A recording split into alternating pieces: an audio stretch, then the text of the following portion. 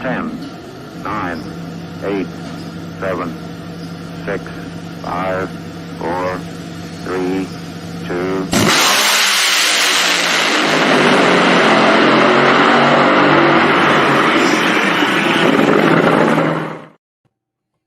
Drag racing fan, the Competition Plus Power Hour is live. I'm your co-host, the Monday Morning Racer, Lee Craft, and we got a good show lined up. I think a unique show lined up for you all tonight. We're going to be chatting on the pro mod scene with Lyle Barnett, and then later on, John, our Australian Competition Plus journalist, correspondent, he's going to check in with us and bring us up to date on what in the world is happening down under in drag racing. There are some interesting, fascinating, even legal things happening.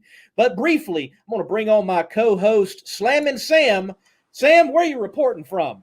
I'm reporting live from San Diego, California. I'm actually standing outside right now because it's beautiful out here still. So, yes, I'm on the road, Slammin' Sam. I'm not going to be on here long today, Lee, with you. You know what's going on. Had a funeral today. So, mine's still in drag racing, still in what I love, but I don't want to bore you guys and I don't want to not be myself. So, still talk a little bit with you guys here today. But, Lee, man, we're talking pro mods tonight, professional modified, right? Mr. Lyle Barnett.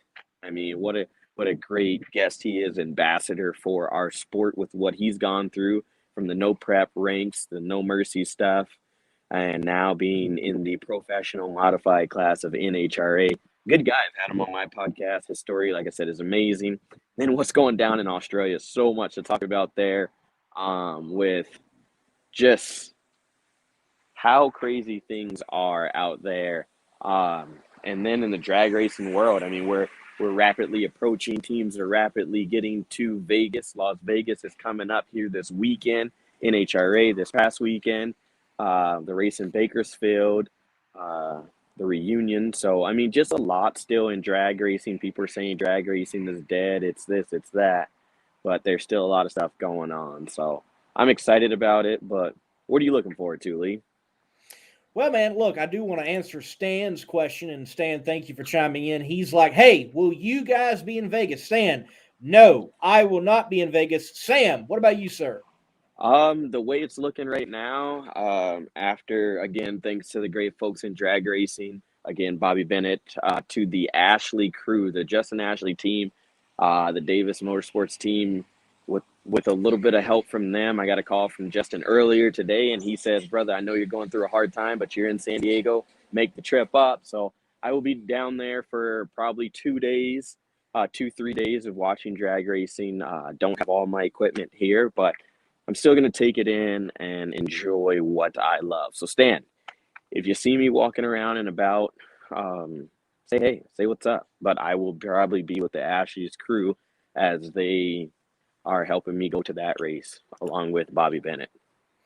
Roger Richards says that he's on the way, so certainly everybody say hi. Great. I'm probably gonna gonna crash on his couch one of these days. There you go. Yes, I crash guarantee on his that couch, crash in the van. I think that is a goal for every media. Well, I shouldn't say every media person, but some media people, like, to be able to say, like, hey man, I crashed and hung out with the Roger Richards, the photographer of everything, one of the greatest out there. Yes, to be able to say you crashed on his couch, I think that's an honor and a pleasure. Right. Well, look, you're going to be out there at Vegas. Have you given any thought? Let's go ahead and throw it down to, well, I know you have a thing for picking finals. So what about those who are going to win in Las Vegas? Early picks.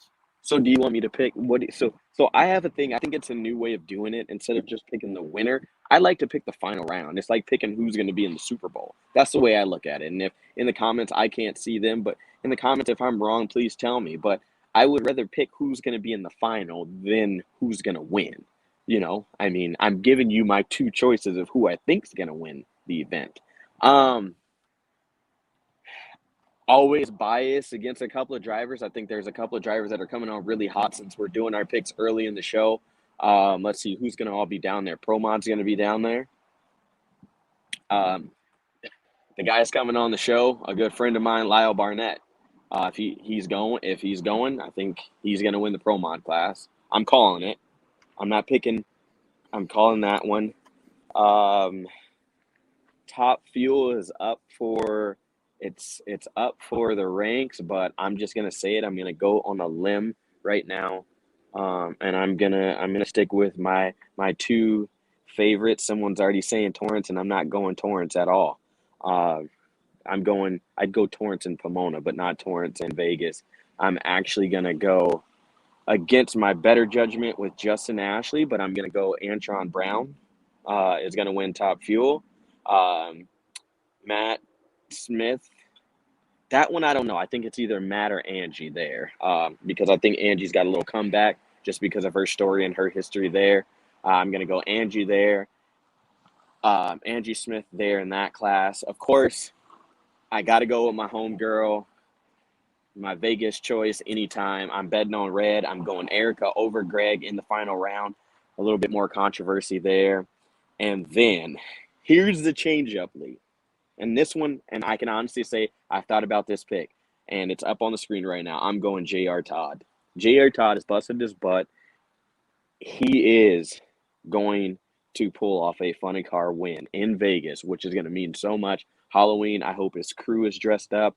If I still had a little bit of hair on top, I would dress up as J.R. Todd for Halloween. But yes, I would dress up as J.R. Todd for Halloween if I had a little hair on top. I think I could pull that one off. But that's it. So I'm going AB over Justin Ashley in the final. I'm going J.R. Todd over, and catch this, it's either going to be Hagen or Force final round there, but J.R. Todd's going to win. Erica over Greg, and Matt Smith, somehow mysteriously, him and it's either going to be, this is where I'm tossed up. It's either Angie Smith, sorry, over Steve Johnson or Angel in the final. Okay. Those are my picks. Those are your picks. Okay, very good, very good. Well, we've had many others chime in with your picks. We'd love to see them. We are still looking for someone from DraftKings. Anyone out there knows right. We're still looking for someone for DraftKings. Hey, go check out that big sporting book area in Westgate. I'm sure they even have an NHRA spot that someone can put a dime or two on.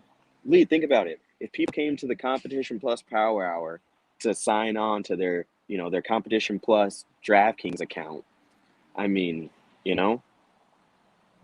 Right. No, it would be cool. And I definitely think it needs to become a part of it. It's already happening. Go to any door slammer event across this nation, and you're going to see not just ones and fives going up and down the grandstands, but you see a whole lot of bill being passed around. At the PDRA race that we were at a couple of weeks ago, I was walking down because I took pictures on the top end, and the guys are shaking money, and one of the guys was actually betting against Johnny Placino in one of the rounds, and I'm like, dude, that's a bad choice. And he lost $20, but hey. Mikey chimes in, says Doug, Tasca. Interesting with the Tasca pick. I like Erica, that too. Matt, Stevie. So my picks for this weekend, I think Justin Ashley is going to perform well, and his team is on, I think, a great wave of momentum. They have done well in Las Vegas, but he has been nipped by Steve Torrance before in Vegas, and I think it happens again because I think Steve Torrance in particular feels like they've got to prove something this year with the way the countdown, that they do not like it and they do not appreciate it, that they want to show they are truly the champions no matter form or fashion, and they win and continue to, make the statement that whether going into Pomona or not, 1.5 points don't matter. They've got it. Lee, so does this start the undisputed part of our show where we can go back and forth and argue about this? Because if you're going to do this, we're going to pull out the record book. And, I understand that Steve Torrance has done some great things, but look how people have performed coming back to a track for the second time. I'm just saying, when they've come back, like you said, Justin got nipped when we were both there for the four wides. but he was very, very consistent. They didn't find that little horsepower that they needed until the later part of the season. I'd say right around, I would say after Indy. Like Indy was that changing point for that team where they started finding that horsepower. So now you're saying that they've got the data, they've got what they needed, and they found that extra horsepower that they need. That's why I'm saying for Justin Ashley there, I think he's gonna have it. I don't know if it's gonna get nipped. AB is doing the right thing. He's had a kind of a rough season, so I don't count out Steve Torrance, but we've seen the train of Steve Torrance. So if it doesn't happen to pull off, I'm not going to be mad. He's a great guy, nothing against him. But I would just like to see AB or Justin Ashley get one. Funny car. I think Caps gets it. He extends the points lead. I think Caps is poised right now to get number 2 for his career. And there seems to be a determination and a hunger, I think, with him that is quite focused and acute in this championship battle right now. All right, to argue with you on that one, I'm going to do my no. I really don't have to argue with this. The only reason I want to see another winner, I want to see pretty much everyone in that class get a win at this point. You know what I mean? Yeah. Like this class, the funny car class has been so back and forth, such a battle all year. You know, why not? Let's see someone else's face. Nothing against the people that have won, that have doubled up, anything like that. But at this point in the season, let's mix it up a little bit. Let's give JR Todd a chance. I would say this year in Funny Car, we have had that back and forth battle royale, haymaker type of situation. But Funny Car often produces that, wow, we never expected that person to win. And we haven't had that at the end of the day yet in Funny Car. It's due. And there is somebody out there that should and will play the spoiler. It just has not happened yet. But we got Las Vegas and for Pomona for it to happen. And imagine if it happens to Pomona, 1.5 points, and a spoiler stops it and wins it. Lee, that's what we talked about last week, where I don't care about the 1.5 points because at that point, it's a give me. It's a participation. Those extra points are participation points at this point. Yeah. No, Brittany, look, you pulled this one up. I'm going to argue with Malpass just because I know him, Scotty boy. Here you go. Brittany doesn't get it. Brittany will qualify number 1. Brittany, mark my words, Brittany will qualify number 1. In the words of Brian Lone, so I can't get in trouble. I get what you're saying there. Anyway, in the words of Brian Lone, so I don't get in trouble, it doesn't matter what you do in batting practice. It matters if you hit the home run in the game. So, therefore, nothing against Brittany. I'm just saying, and Grubby, I'm just saying, they get a number 1 qualifier. They get the hat. They don't get the win on race day. Okay.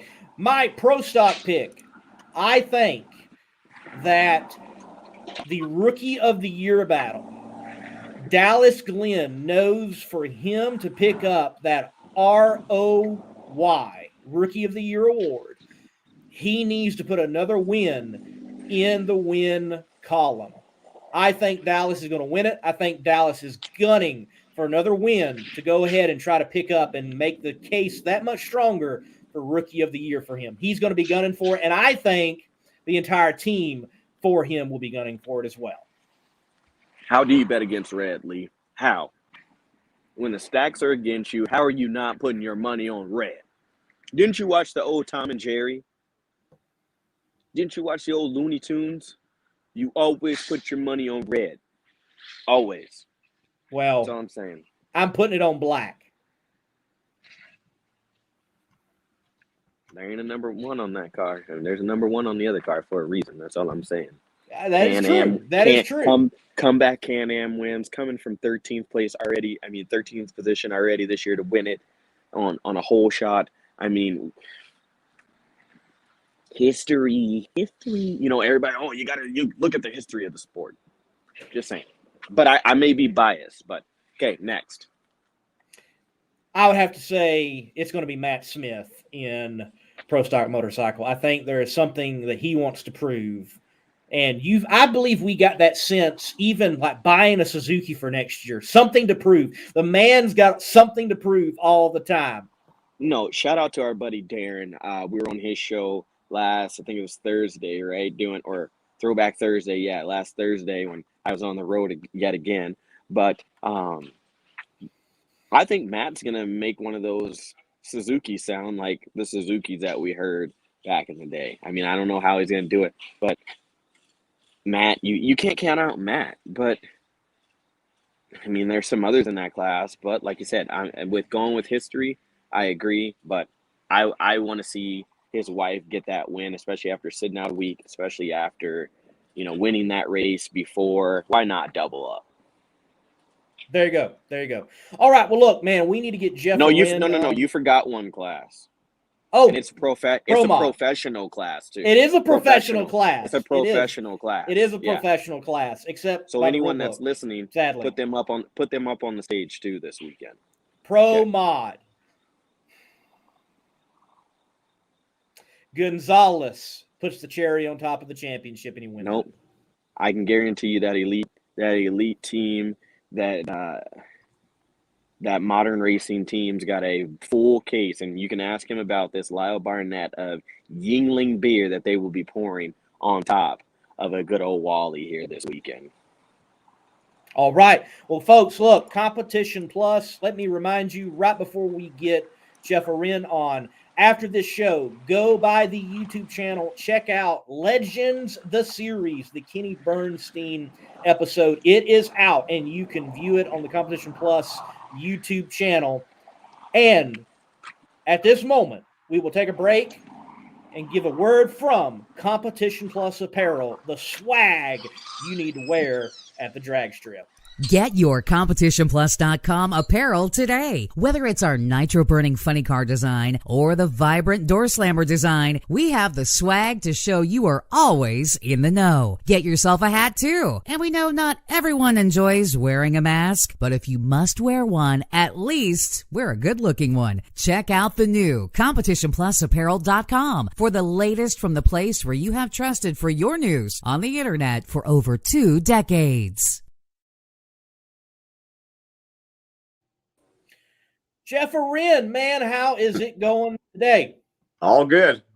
Good awesome. Thing to live in. Yeah, good thing to live in Southern California. Weather's usually always nice, except for yesterday. It actually rained, so everybody was all excited about that. That's rare. Yeah, pretty rare. That is rare. Yeah. Does that mean fires are coming next if it rains? That'll be later. Usually it rains all winter long, and people are all happy, and then the shit all dries out in the summer and starts some fires. So. But we could use the rain, so it's probably a good thing. Cool, man. Well, look, I know you definitely want to talk about the California Hot Rod reunion. I'm going to really quickly throw up some photos and mention funny car winner Drew Austin, Nostalgia Top Fuel, Dan Horan right there near lane. He's the winner in Top Fuel, Nostalgia Top Fuel. Randy Bradford right there in the near lane. In Fuel Altered, he gets the win. And then Ed Marks, far lane in that beautiful Corvette, running a Corvette actually, he wins it in Pro Mod. So I know talking before the show, you mentioned you were not able to be there, but I know you know a lot of the gang that's there, and I'm sure you've even competed in that event. So give us a scoop and share with us why this is an important one and why a drag racing fan should have it on the list. Wow, definitely. If you go to Bakersfield or Famoso, as a lot of people call it, it's just a fantastic track. They do a great job there prepping the track, and the whole facility is kind of like first rate there. And I don't know too many other tracks that prep it as good as they do. You're always going to see some great runs because of both the time of year and the effort that the Bowsers put into that. So this year was no different. I mean, Top Fuel, you had Dan Horan who was dominated it. He was basically 2/10 better than any other car that was out there. So not that it was easy, they've earned it, but it was no big surprise that he won, but it was good to see him win. It's good to see when the whole team comes together and runs that well. I don't think we'd seen domination like that since the high-speed car with Tom Sheeler. So that was nice for Dan to have that. And, his funny car ran great too. So he was competing in both funny car and Top Fuel, which in the big pro series, you're not allowed to do that. So kind of neat. You were speaking about Drew Austin. I mean, in qualifying, he ran all right. I mean, like mid 570s or something, but then he threw down like a 554. And this is in a pretty new combination. It's the Ford motor that the Austins had developed a long time ago that NHRA kind of nixed. But, for them to come back with that was pretty amazing. I mean, the car ran good. Drew had like wicked lights, 40s and 50 lights all day long. And, I think you're going to see pedal clutches become something that's going to be the norm in that class. If you want to compete, you have to have one. Because, I've driven nostalgia funny cars. And if you get like a 125 to a 150 light and you're in shallow, that's a pretty good light. I mean, that's pretty average for that whole deal. And you put a pedal clutch in a car, all of a sudden you're going to be a 70 guy. So you're talking about, 7 or 800s, which is a huge amount of difference. It's like your car goes from 570 to a 562 or a 3. So I think that's going to be the norm if you want to be competitive. They're a little harder to drive, takes a little bit more skill. But, mark my words, the guy that wins the championship next year is probably going to have a pedal clutch in his car. What else did we have going on? Dan Horan, I mean, he ran a 558. He doesn't have a pedal clutch in his car, but he ran 267 miles an hour, which is by far the quickest, nostalgia funny car has ever run before. So he obviously has his stuff together in that car. But, Dan's probably a, 150, 170 guy on his lights for the most part. And, when you get guys cutting 50 to 70 lights, you're giving away a tenth of a second. So, again, I think that'll be the norm coming up, or a really competitive car. Vegas, we got 20 cars in top fuel. Funny car, we got 19. We got full fields. So I expect that to be a great race. I'm looking forward to watching that. Probably go to Pomona myself in the end, but Vegas should be really good. Good fields, good people out there and everything. And finally, something close to my heart, Dylan Cromwell, he was one who was driving Jim Head's rig and got in the accident on the weekend, by no fault of his own. I don't know why it hit me so hard, because, people die in the sport here and there, but Dylan was just a great guy. I mean, super nice guy. He's only 23 years old. Whenever I went over there, always had a big smile on his face. He was like, Jeff, what do you need? What can I get for you? I mean, he's the kind of kid, if you're parents and you had a son, you'd want to grow up like Dylan. There was nothing bad about him. Always smiling, never complaining, hard worker, went to all the extra schools to get better at what he wanted to do. And he was living his dream doing this. And, it's just so sad. And my condolences go out to Jim Head Racing. But, in the end, we're all going to miss the guy. He was just kind of a one of a kind out there, and just, a model person. And, again, so sad that he passed away in that tragic accident. For sure, Jeff. And it's amazing that we actually don't hear more of these type of events, I think, in motorsports, as many haulers are going up and down the road and as many miles are traversed. And in general, everybody be safe out there on the road. Just be safe, be alert. I mean, certainly you be alert, not for yourself, but also for others around you. It can be a dangerous place. I do a lot of driving. I love to drive to events, and it's been amazing what I have seen on the road. And be careful, folks. Be careful. So to the Cromwell family, to the Head Racing family, our condolences, and soak it all in, and let's all be appreciative of who we know and who we're around, because you never know when the time may come. We're not promised tomorrow, certainly. But yeah, glad that we had a great hot rod reunion out there in California. Now, Jeff, this weekend, compared to the 4-wide, condition-wise, is there a drastic change? Are there going to be drastic weather changes? Or from early in the year to now later in the year, are we looking at something very similar? And what you learned at the 4-wide, you can take into the 2-wide configuration. And do you expect a lot of teams to get that final test in for a Monday Nationals before going to Pomona? Or being Vegas, track different, doesn't really matter? Yeah, I mean, condition-wise, the temperatures is not going to be like 60 degrees out there in Vegas. I mean, the night run on Friday night's probably going to be a little cooler, and you can run better. But the rest of the forecast looks probably fairly similar to what it was earlier this year. The big difference for a lot of teams is the sun angle, and when you have less UV or less sun angle, the track's going to be better. So I expect to see some great runs there. And then, going from 4 to 2 wide, generally speaking, when people run there every weekend, they only run in lanes 1 and 2. And then, the 3 and 4 lanes are kind of only for the 4-wide deals. So for the most part, it's not always, but the 1 and 2 lanes are probably usually a little bit better because they have more rubber on them from all year. So, I expect to see some pretty great runs out there, and the competition's obviously pretty awesome. Top fuel, you got Torrance doing really well, Brittany doing really well. It's kind of a crapshoot there how they're going to do, but I expect them to be doing what they have been doing lately. Steve's been doing a great job, and Grubnick's doing a great job tuning Brittany's car. Funny car is kind of a crapshoot. I mean, if you're in 8th place or 7th place, like I think Alexis is, she could move up to 3rd or 4th pretty easy with the next 2 races coming up, especially with the points and a half. But there's, I think, only 1 point between Caps and Hagen, so that's close. And there's a bunch of guys bunched up. So, yeah, it should be pretty exciting. I mean, I can't wait for Pomona. It's my home track, and it is now anyway. And I look forward to some great racing going on. But, Vegas is going to set the stage for what's going to happen in Pomona. It definitely will set the stage, and it's going to be a grand stage, I do think, especially Funny Car. I have loved the action in Funny Car. I was talking with Sam earlier that we haven't really had an individual play the spoiler this year. It seems like all the teams that have won are teams that we expect to win. And every team that we expect to win has got that win in. I really think the last one that we expected to win that was waiting for a win was Alexis DeJoria. We all knew that team was capable. The driver was capable. They finally get it done. Who do you think's out there right now, and of what you know of the fields for Las Vegas and Pomona, who could play that spoiler? Who's out there that could come in one race and wreck it all? Well, once you get outside the top 10, I'm not expecting any one of those people outside the top 10 to win a race. But I think that for someone to move up drastically, I think you're probably looking at Alexis. She's had a very good car all year long.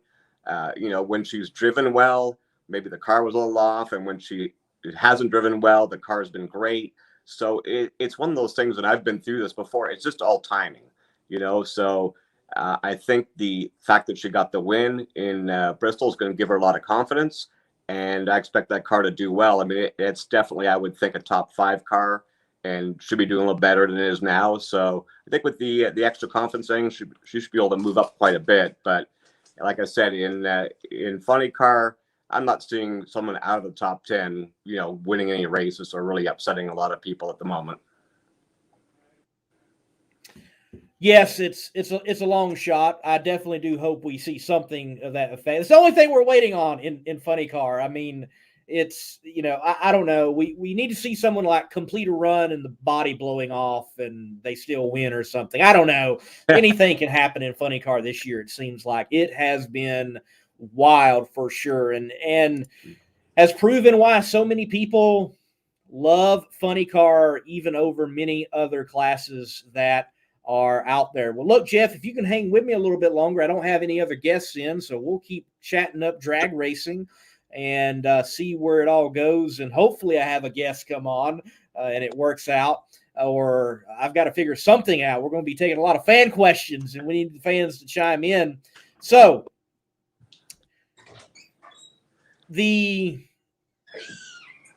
with Bakersfield being ran, you've got the nostalgia scene out in the West. Funny Car, especially Funny Car, nostalgia Funny Car, wildly popular out West and in California, Southern California. I made this joke on another show and typed it in and said, yeah, when are those West Coast Pro Mod people going to come out East and race some real door slammers?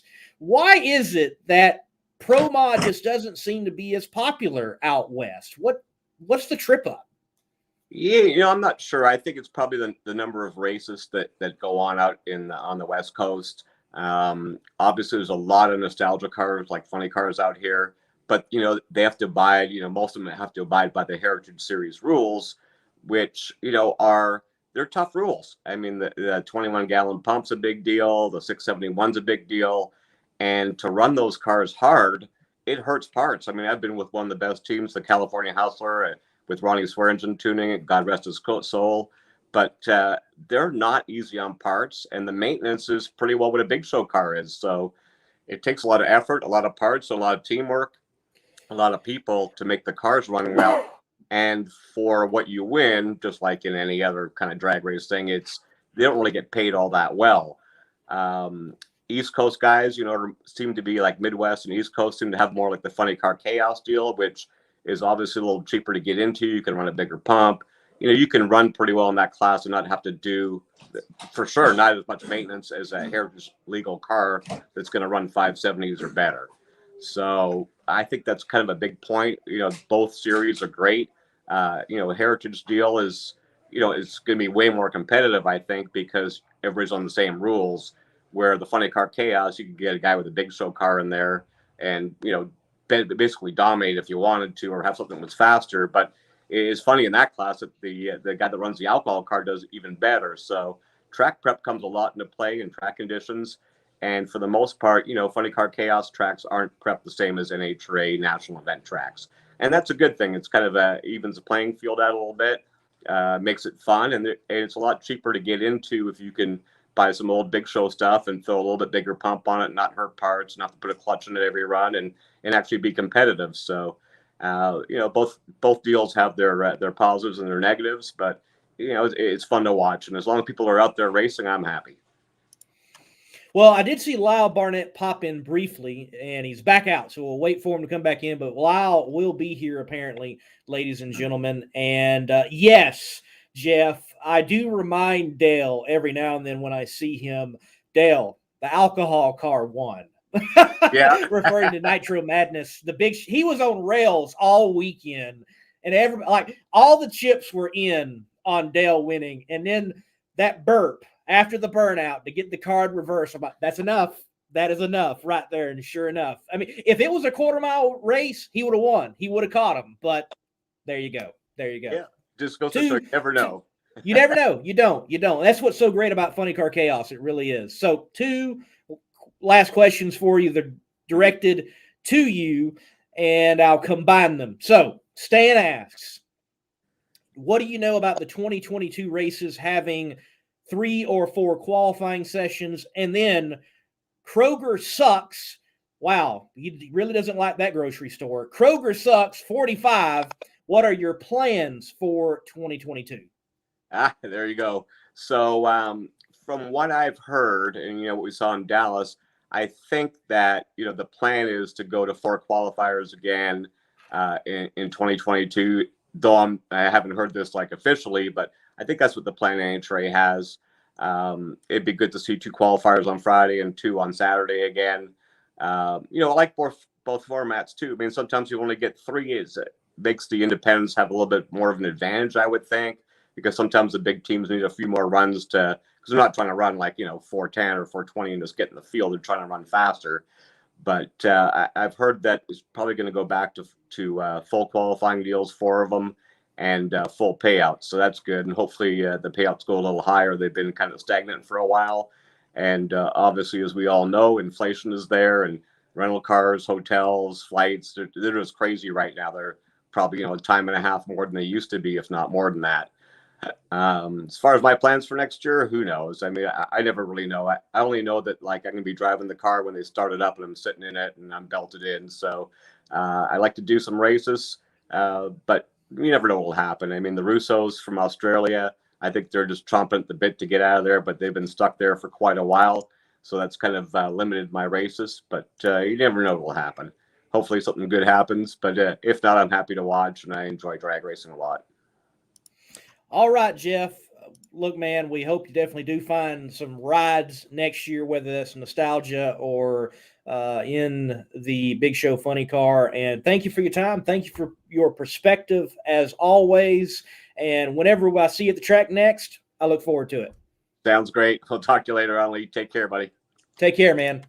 Folks, Jeff Arend, our insider, especially from the world of NHRA. Well, ladies and gentlemen, we do have Lyle Barnett queued up. We're going to bring him on right after this break in the Competition Plus Power Hour.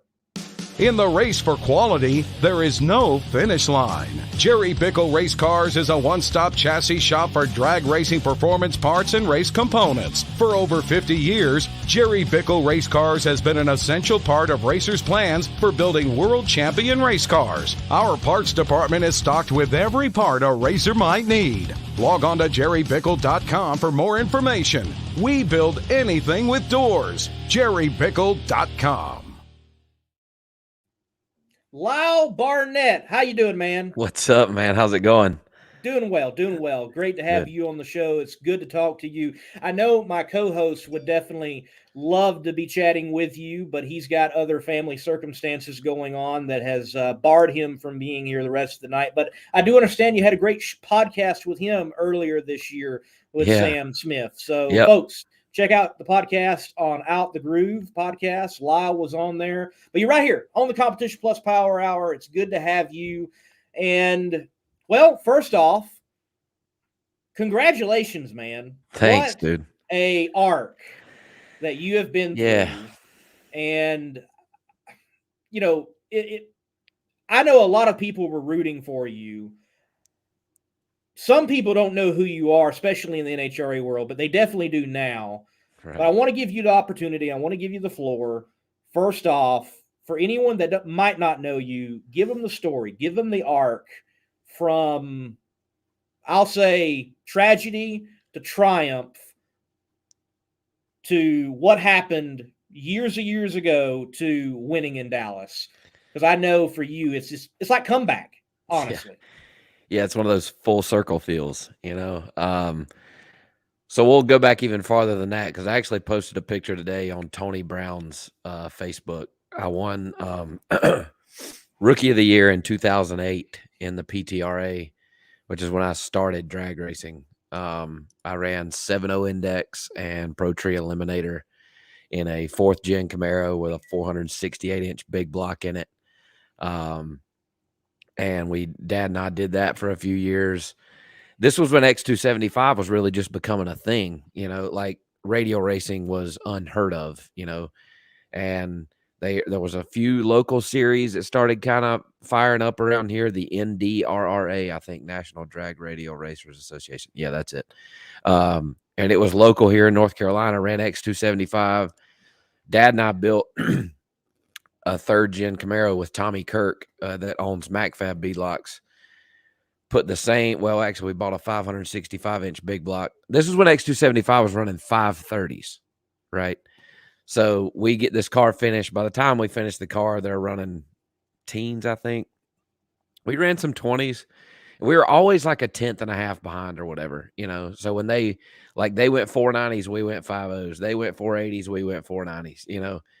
And we were always just a little bit behind, but we won some local races and, you know, and then Donald started doing the lights out and no mercy thing. So we started going there, raced X275 and Leaf Spring with Tommy Kirk's Blue Goose, which Mark Dykeman ended up buying up from Boston and whatnot. But I ran that for a few years and we were kind of at a point where X275 was headed down the road, which I thought was going to end a long time ago. But John Sears has done a fantastic job.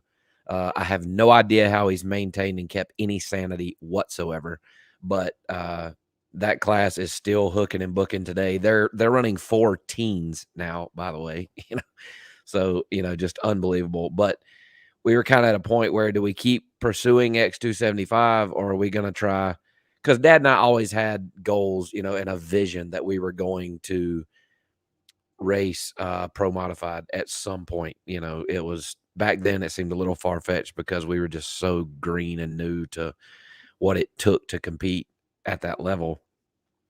So we decided we were going to go into Radio versus the World. Dad and Chad Branson, if you followed radio racing at all, he had a dart that had a wrap on it, looked like an airplane, P101 down the side.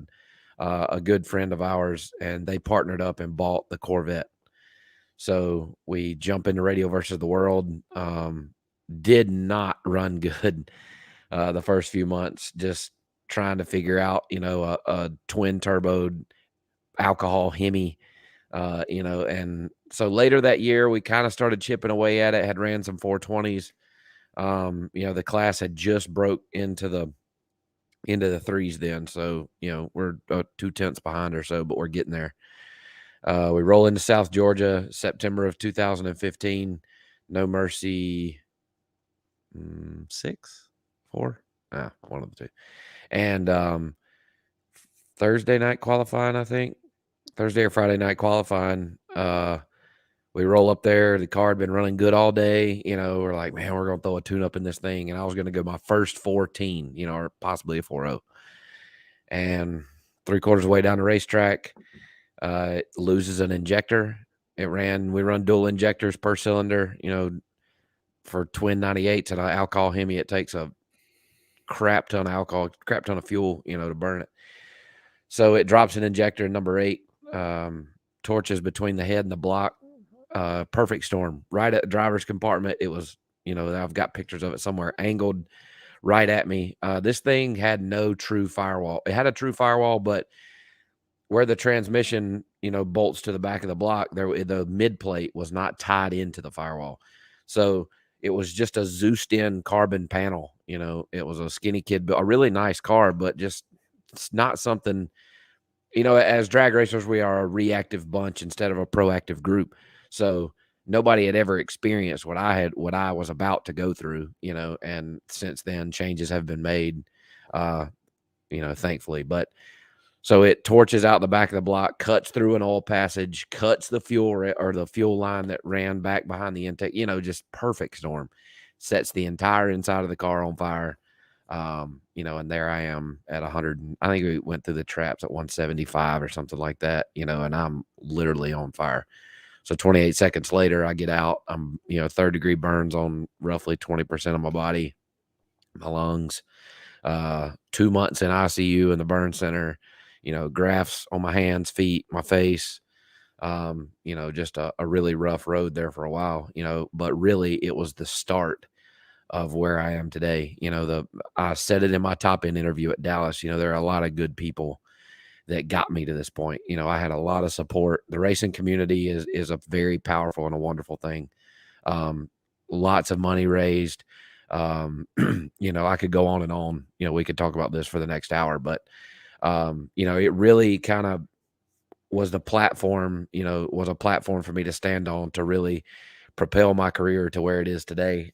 Jason Digby very graciously told me in the hospital, he said, when you're ready and you think you want to do this again, my car is yours. You can race it as long as you want to, or until I decide I'm done racing, And so a year later, I get in his car. The Tooth Jerker, is still the fastest leaf spring car in the world. And the very first race back at South Georgia where my accident happened, we won the last leaf spring shootout and reset the world record like 3 or 4 times. So I've raced the dart for several years, got in LDR when leaf spring went away, did fairly well in there. Haven't won an LDR race yet, but did really well in LDR, went rounds at every race we went to for the most part. And at the end of last year, we had some, last year we had some pretty catastrophic engine failure in that thing related to a manufacturer's part. And it kind of put us down for a while because in the grand scheme of things, it costs like $30,000 to fix the motor. And we didn't really know what we were going to do for the foreseeable future. And right place, right time type of deal. I walked into Modern Racing in Mooresville one day. Justin Elks was there, and we're talking, and he's like, well, what are you going to do? What's next? And I'm like, well, I'm no prep racing beer money and having a good time with that. But my goal and ultimate dream is to drive Pro Mod and would love to do it in the NHRA, and he was like, well, come back here. He's like, this car right here is available. It just obviously funding for one. But we don't have a driver. So Dad and I literally the next week are in his office. Like 4 days later, we're on a plane to Fort Worth. And the next week I signed a deal with Richard Freeman and Elite Motorsports to drive the entire 2021 season in NHRA Pro Mod. This happened in like 2 weeks.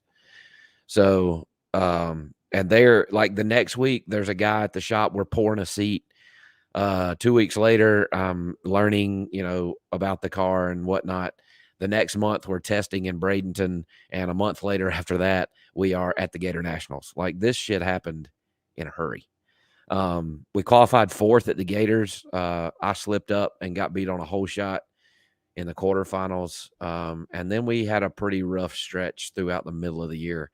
The NHRA in just trying to keep parity, and I'll give them credit. It's a tough job. Pro Modified, it's specifically NHRA Pro Mod is probably one of the more difficult classes to maintain parity. And they just do what they think they need to do. Some of them are knee-jerk reactions, which whatever. But it really hurt our program when they started trying to kill the ProCharge not kill it, but knock it down and bring it back within the nitrous and the roots cars. So, I mean, we were on the verge of just saying, you know what, we just need to take a break. Let's save money, really figure out which direction we're going, and maybe hit a race or two at the end of the year. And in Charlotte, at the second Charlotte NHRA race, so the 4 wides was early. The second race is in September during the countdown, so they only run it 2 wide. Jake Harrison, who is the head of the engine department at Elite Performance, part of Elite Motorsports, said he owns the twin turbo car that I'm now driving that Erica drove and set the speed record in last year, I think, or year before last. And we're at dinner, and he's like, dude, why don't we just bring the turbo car back out? And I'm like, like turbos are my thing, like that's really all I've raced for the past 6 or 7 years, I guess. And, and I've always wanted to drive a twin turbo Pro Mod. So the next week it shows up at Modern Racing, where I now work for Justin Elks. We dynoed it. The next week we are in Darlington testing on a Monday. It rains us out. We drive to Dallas, test Wednesday, qualified 12th, which it was a really tight field. I think from 4th to me at 12th was like 400ths or something. So it was like an 80 to an 84. And dude, Sunday rolled around and it was just my day. And I say it often in NHRA Pro Modified, it's rare. I would say it's 60% of the time you need luck, a little bit of luck, a little bit of just good on your side. You rarely win just based on pure performance. Jose Gonzalez, who won the championship, has kind of proved otherwise because they showed up and just whipped ass all over the place. 6 races this year, I think they won. But Sunday in Dallas was just my day, man. I did a decent job on the starting line, and just we ran 584 at 252 miles an hour like we were a bracket car. Like literally, if Top Sportsman could run 580s, we'd have won that too. And it was just my day. We had a intake gasket push out between the semifinal and the final. It like soaks the engine compartment, half the windshield in oil. My whole team, bystanders, were in there with rags and brake clean, got the car cleaned up. And in the final round, I yet again climbed up on the wheel and got it done. And we won on a massive hole shot. But dude, just storybook, man. Like I couldn't write it any better. And it was really cool to see the same drag racing community that literally brought me from the ashes, and supported me through my recovery, just 100% behind me. And I had like 280 some text messages before I got to dinner that night, and like messages and phone calls. And like, I mean, it was just unbelievable. And I was just so humbled and so thankful for all of you that reached out. It's, I still, like, literally tonight I was sitting here and I was thumbing through videos that people had sent me from that day. And some of my favorite videos, and you can go, I think there's some out there that Drag Illustrated posted of the whole starting line when I go through when the wind light comes on. Like Richard Freeman, Erica Enders, the entire Elite crew is on the starting line. It looks like the starting line at South Georgia on a Saturday night, and they just erupt when I go through the finish line. It's just, dude, I mean, I would relive that over and over and over again because it was just literally the biggest win of my career, obviously. And, really cool to do it with my dad. Dad and I have been racing together for my entire life, or my entire racing career. And it was a dream of ours to hold a Wally that I had won and not often that you do it in your rookie season, you know, and we managed to get it done. And I just, man, just unbelievable. You know, I'm as happy that my dad got to be there and experience it as I am for myself. So, you know, and just so awesome, man. I you know, just can't believe it, really. Your win there and what it does as that arc, that come full circle story, as you put it, it is at least a top 5, if not the top feel good story of the year when you take everything in totality. So, man, look, again, congratulations to you. Congratulations Thanks, to Elite Motorsports. I was there testing. I was filming testing on Wednesday, and I was filming on the side where they were running the pro mods and the alcohol cars, and you do the burnout by me, and I'm like, that's a turbo. What's going on? Yeah. Who is crazy enough to run a turbo in NHRA Pro Mod right now? And we kind of kept it a secret, you know, like we didn't want people to know. I mean, obviously it gets out because I had posted some teasers here and there. But yeah, like J.R. Gray, who, congratulations to him, by the way, won in Bristol, both rookies. You know, we both win back-to-back races in our first year. But J.R., I ran him in the semifinal, and he was like, he said, yeah, I didn't even know that you were in a turbo car until we got to the top end and they were talking about it. And I was like, dude, are you kidding? You know, like, I know, I mean, the blower cars are loud, right? You know, but yeah, the turbo cars were obsolete. You know, Rick Horde ran one twice this year and unfortunately had crashes at both races. But yeah, I mean, a lot of people thought that they were gone, you know, and it's cool that they've made a comeback. And I think as far as I'm concerned, you'll see me in one for 2022, I believe. There you go. Well, it's good to see another one out. And you mentioned the issues with Horde, but before that, they were still competitive. Chris Thorne, until his wreck at Indy, was the 2020 points leader, and then he had the wreck, and then obviously, you know, figure out another car, and that interrupted his season. So they definitely can still be competitive if ran and tuned right, and y'all showed that once again, and maybe a little bit of a feather in the NHRA's cap of the ever-moving target of Parity, that even though it seems to be a ProCharger game, a Turbo won. Nitrous was number 1 qualifier. Final round was Turbo ProCharger. I mean, and semifinals had a supercharger in it. So it was represented fairly well.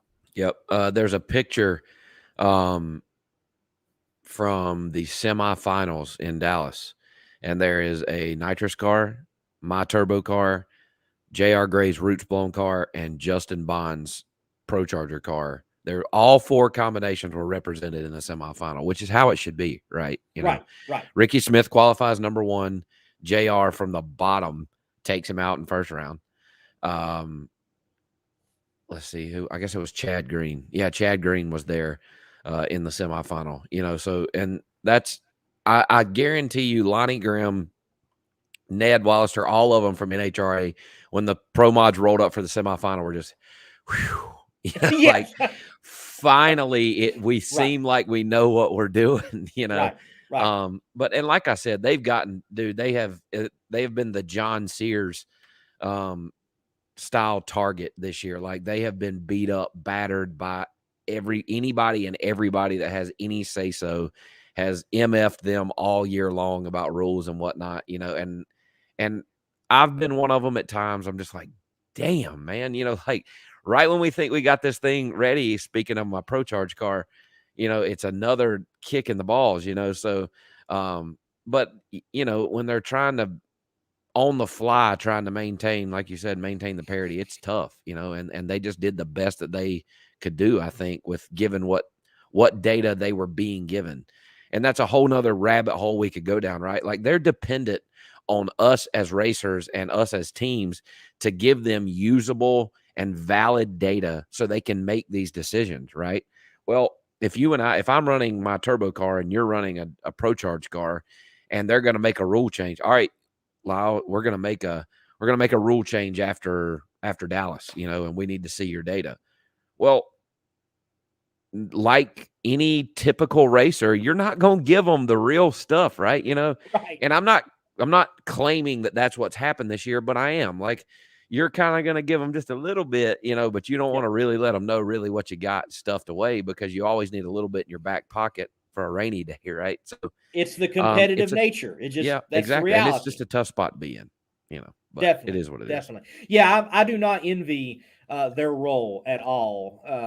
When they get it right, they don't get enough praise. Nope. But when it is wrong, they probably get some undue heckling from the drag racing crowd, and even possibly the competitors themselves. Now, from what I remember, and you speaking on other shows, the final round was rather interesting for you, and you kind of learned some NHRA Pro Mod etiquette with a turbo that you didn't realize before. Yeah, and I was pretty upset, but after the final round, and I'll tell you why. But at the end of the day, there's 7 seconds from the time that the bottom bulb is turned on until the opposing driver has to be in the beam. And Mark Mickey told me this years ago. We had a little burn down deal at Bradenton one year, and and he's like, "Look, man, it's my 7 seconds, and I can do with it what I want." And he's right? Like, nothing Justin Bond did in the final in Dallas was outside of the rules. It was completely legal. It was just like you said, when you speak of etiquette, it was just not how I thought it should have went down. He's in the run for the points championship. Mathematically, I was out. And he did what he thought he had to do to try and get a round win. And in turn, it ended up messing him up, and he was extremely late leaving the starting line. I was not, and I beat him by 2 thou, which is 9 inches, by the way, at the stripe. So, I just thought that we're in the final round at an NHRA national event. When I go in, not long after that, he's going to stuff it on in behind me, and we're going to have a good drag race right down there to the finish line. Well, he counted. I stuffed it in. I'm on the brake, popping and banging and doing the turbo thing, right? And he sat over there and counted, and there's probably people on here that are going to be like, "Oh, that's messed up." That's, and that's what I thought too. But when you talk about the rules, and what he did was within those rules and completely legal. And that's, and that's a lesson I had to learn almost the hard way. He just didn't quite finish his job. He was late letting go of the button, and I wasn't. So, but I learned a hard lesson that day. And that's that out here, it's cutthroat, it's dog eat dog, and everybody at the expense of whatever it takes is going to try and get the win, because these Wallies, they are extremely hard. Like, it's tough over here. I'm telling you, it's the hardest, it's the toughest field of drag race I've ever competed in ever. Like, you have to go up there and if you're not 35 or better on the tree, you're getting beat. I don't care. Like, I mean, if it's down in the later rounds when everybody's within a couple hundreds, like, if you're not 35 or better, you're getting beat. And he was like 107, and I was 39, but the converter was 9,000 degrees, and car didn't quite react like it should have. I don't think it went by like 101 to the 60 or something like that. But, I had to, and in Bristol, I tried to change the way I was staging. Right. And again, the car has to have time to get up on boost. Like, there's all these things that have to go right for a turbo car to make a successful pass down the racetrack. And I learned again at Bristol that I've got a little bit of something else I've got to change in my staging procedure in order for the car to be just like it needs to be when it leaves the starting line. So, all day on Sunday in Dallas, I would, as soon as they turned their top bulb on, I'd sit there for a couple seconds, and then I would start building boost, and everybody else just came on in behind me.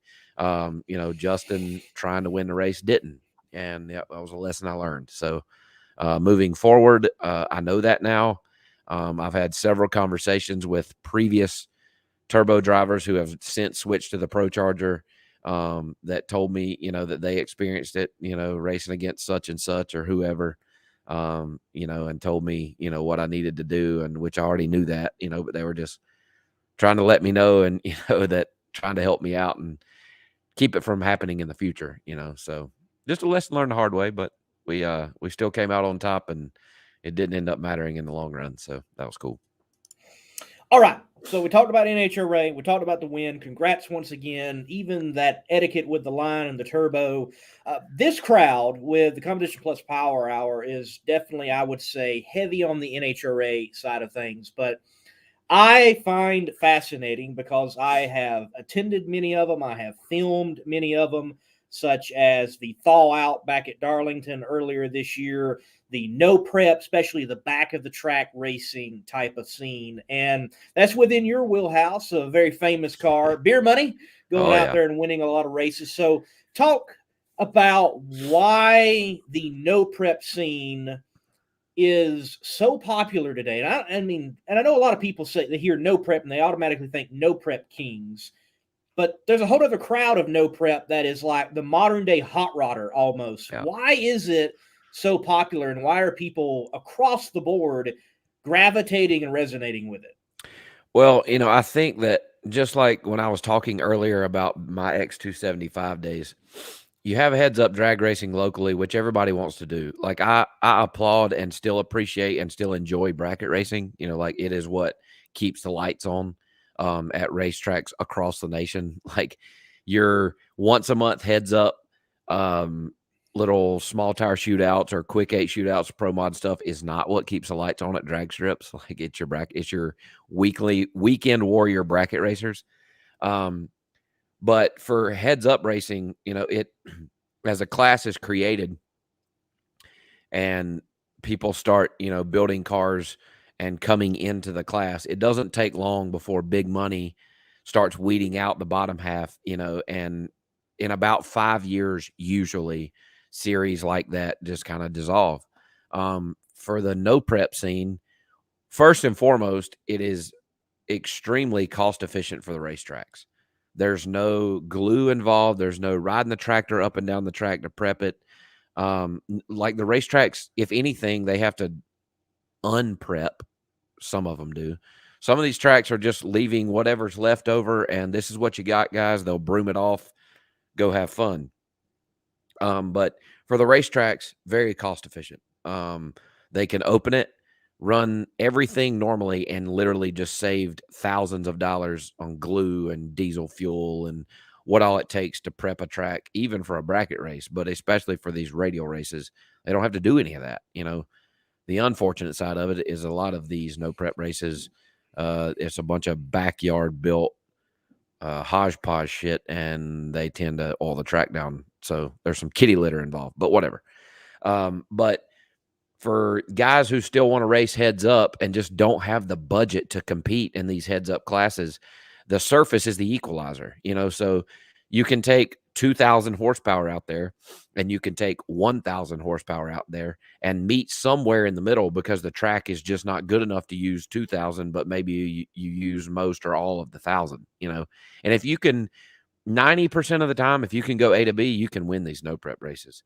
With Beer Money, we've done a lot with it. I've got a lot of great companies like Mincer Motorsports here that have came on board and supplied me with really good parts for that car. So we do have a pretty nice piece in that thing. But so most of the time we are one of the faster, if not the fastest car there, but not all the time. I show up to races all the time where there's twin turbo big blocks. Zabo's old car still runs at some of these deals, makes well over 2,000, and you don't have to be the fastest. If you can just go A to B and make pretty consistent fast passes, you can win 75% of these races, and that's really what we've done is we found a combination. Pete Harrell and all the guys at Harrell Engine and Dyno HED there in Mooresville built a really nice piece. It's got a stock block 6.2 LS in it with good mass cylinder heads, Wiseco internals, and got T&D rocker. It's got really good stuff in it, but it's nothing special. It's just a proven piece that we've developed over the past couple of years. Makes pretty good power, precision turbo on board, Davis traction control on board, Holley EFI on board, and we just make it work. I use Greg Slack for a torque converter, Dave at Proformance for my transmission, and all these guys I've been working with. I'm a super loyal person when it comes to my parts and pieces that go in my cars, and I've been with Greg Slack for literally like 10 years. Dave has been with me ever since I went what I call big boy turbo racing, when it takes a decent transmission to race, and I tell them what I need and tell them what I'm looking for, and that's exactly what they provide, and the combination of all those aforementioned parts and pieces, and Pete Harrell on the keyboard, like, we just go up and down the racetrack, and for the no prep deal, it's just, they today is the best thing going. They draw the biggest crowd. There's this huge argument over how we are paying our own purses, right? Like, it's 10,000 to win if there's 100 cars, at $100 a piece or whatever, and that's just an example. But, and there's all this uproar about, well, we can do that anywhere, and I'm thinking, yeah, but you got to do it somewhere.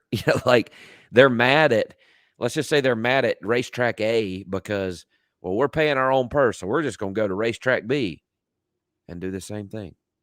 Like, it blows. I don't understand why there's all this ruckus about it. Like, no prep racing was founded when they decided to take street racing off the street and take it to a racetrack. Well, when you go to a street race, you pay your own entry fee, or you pay your own purse, right? Like, all right, guys, 10 of us here, $100 a piece, $1,000 is the purse tonight. We're going to race for that. Well, that's no different than what we're doing when we're going to these no prep races. You're starting to see some guaranteed money, and some tracks and some promoters put money on top, which I think is great. And the guys that do that really take a gamble whether they're going to get the car count or not. And the guys that pay it anyway, kudos to them. And we as racers remember that and respect you for that. And I always try and repeat support tracks and promoters that honor their purse if they guarantee money. Some of these places are guaranteeing big money, and I think it's a double-edged sword. You can guarantee these big purses, and a lot of times that brings in the bigger car counts. However, the market is so flooded right now. There's so many people trying to have no prep races, all over, especially in the Southeast. I don't venture much out west. I don't have to. There's so much money to be raced for around here. But a lot of these promoters are guaranteeing, $5,000. I've seen there's a guaranteed $10,000 that I'm going to in the weekend after Dallas with beer money. And, it's risky, man, but I've been to some of these that have quote unquote guaranteed the money on the flyer and them not do it. And, they lose the support from us as racers when we travel hours upon hours. I've got a toter home, and, I try to help my guys out that come with me. It costs me $500 to $700 to make a 4 or 5 hour trip when you account for everything, and when I go down there to guaranteed 5,000 plus entry fees, and they only get 12 cars, and they're like, well, I can't pay the 5,000, man. And, so then we're racing for like $1,500 or some shit. You start losing support like that. But I think if some of these tracks will, maybe kind of stick their neck out there a little bit, but pay attention to other schedules, schedule a race when there's not one 30 minutes down the freaking road, and, and start trying to gain a following. This no prep thing could be here for the long run, so back to your question, why is it the way it is? It's super cost efficient for the racetracks. People like the on the edge style racing. Like, let's be honest, you don't go to Talladega to watch NASCAR in hopes that nobody wrecks, right? I mean, I don't want to see anybody wreck, but it's the chance that somebody's going to get out of control, or God forbid, hit the wall or whatever. Like, that's what people like. That's the entertaining part of no prep racing to the fan. And then there's, you're starting to see some personalities come out in some of these deals. Beer Money's gotten a good following, and I love to see the fans and stuff that come by and buy t-shirts and hang out and talk about seeing it on Netflix and, and whatnot. But it's the bigger crowds are being more drawn to that, because they don't see tractors run up and down the racetrack. It's a good show within, a 5 to 6 hour day, and racing is over in one day. There's no qualifying. Most of the time it's a chip draw.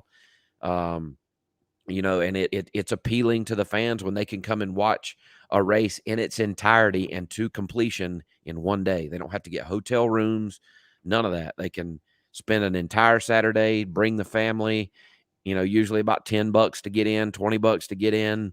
The concession stands are a few bucks for a hot dog. You can feed your whole family for, $30 or something like that, and see a race in its entirety. And that's important. We're, as a society, our attention span is shorter now. There, with all that's on these phones here and TikTok and whatnot, you want to be able to scroll through there and see something new. Well, when they can show up to the racetrack and see an entire race in one day, it's a big deal. And I think that there's an opportunity here for some of these promoters that know what they're doing to really capitalize over the next, hopefully 5 to 10 years. And I hope that it sticks around, because I really enjoy it. Like I enjoy racing beer money as much as I do that pro mod, man. It's I call it effortless fun. I can take that thing, I put plugs in it about once a month, top it off with fuel and keep air in the tires, and she is ready to rip, dude. And, me and my crew have fun. We can go out there and, stand on the intake, drink beer and hoop and holler and have our shirts off if we want to, and act a fool. So I really enjoy it, man. And I plan to do it as long as it's around, for sure.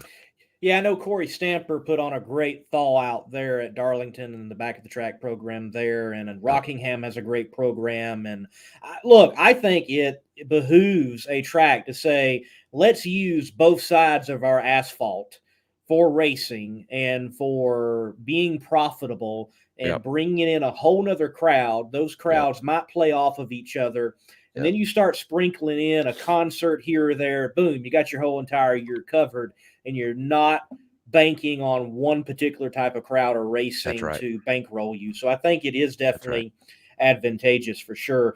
Well, look, my second guest is not in queue yet. You got a few more minutes? Are you going to hang for a little while? You just tell me when he comes in, and I'll wrap it up. We can keep rolling. Cool. Well, let's keep on the no prep, because I wanted to get to this. There was a tragedy in Texas. You're a safety guy because you went through what you went through. Yep. And the no prep scene is slowly getting this really bad rap. I have seen safe events, and I have seen events that were not safe, like Texas. Yep. What is it? What's got to happen, or maybe even this was it, for safety in that scene to swing back around? Because I'll be honest with you, Lyle, though I love it, I feel like at times the no prep scene is trying to reinvent drag racing, where drag racing already solved problems in the 60s. Yeah. Like I said earlier, we're a reactive bunch instead of a proactive group. What you saw in Texas, one of the most unfortunate, and my heart goes out and hurts for those families that lost those kids. And those that were injured. I mean, just god awful, man. Like I've been praying for them, and I hate it. But the problem with this no prep deal, just like I was talking about earlier, the yahoos that build their shit in the backyard, and safety's an afterthought. Man, $1,000, boy, we probably get us another 200 horsepower, out of this thing. We'll worry about welding the roll cage later. Like the same thing goes across the board for the no prep deal. And these airport things, like, I like them. I'll be honest. I like the airport racing. It's closer and more true to street racing. I like the top of the track stuff too. I'm not very good at it, which is why you don't see me do a lot of it. I prefer from the tree end no prep, so you can use the tree and the timing system and the way God intended it. But I like the top end stuff. I think it's good for the street guys to get them off of the street. And I like the airport stuff. But I decided not to make any comments over social media on what happened in Texas, just because it was tragic. Like, people lost their lives there. And I've seen some that have just went too far, but it does need to be said. There is a time and a place for people to be beyond the 330 at a drag race. There's a time and a place for it. But a no prep race, specifically at an airport that has plastic jersey barriers, I guess, that were filled with water, if anything, is not the time for that. Like, you should never, as a spectator, as a parent with a kid that is at a racetrack, I see these no prep races all the time, street races, of people standing on the side of the road way down the racetrack. These cars are already on the verge of out of control on a prep surface. And now you're putting them on a highway where they're completely out of control. Like, they are one squirm, one squiggle, one incorrect movement on the steering wheel from in the ditch, possibly killing themselves, plus the 19 people they just mowed on the shoulder. Like, as spectators, we got to use some common sense here. Like, nothing about that sounds like a good idea at all. Nothing about it. Like, hey, you know what? We're going to go to this airport race. I'm going to back my truck up 20 yards off of this airport past the finish line. Like, no. Now, as a promoter, you got a lot to deal with, right? Like, not that it should be the least or the last of your worries, but that is also something that as promoters, you've got to consider now. Like, I don't know what this is going to do to no prep racing. I don't know what it's going to do to tracks and their insurance. Like, there's a trickle down effect from this very accident that could be really, really, really bad to no prep racing. I hope not. It all depends on the way the lawsuit stuff works out. Like, there's so much that could go really wrong. But like I said, there is zero excuse, no reason anyone at a no prep event should be past the 330 ever. Like, I mean 100 yards off of the racetrack, there should be nobody past the 330. And when we're talking about from the starting line to the 330, there shouldn't be anybody within